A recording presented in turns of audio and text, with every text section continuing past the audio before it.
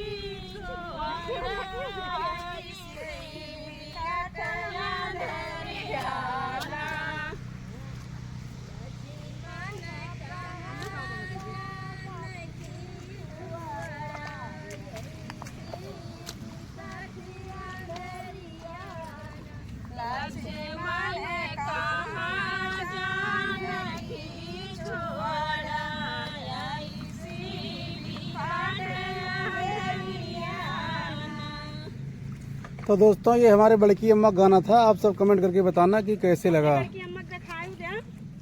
तो हमारे बड़की अम्मा देखिए सबसे पीछे लगा रही है। कौन से कलर का साड़ी है बड़की अम्मा का? हरे कलर का साड़ी है।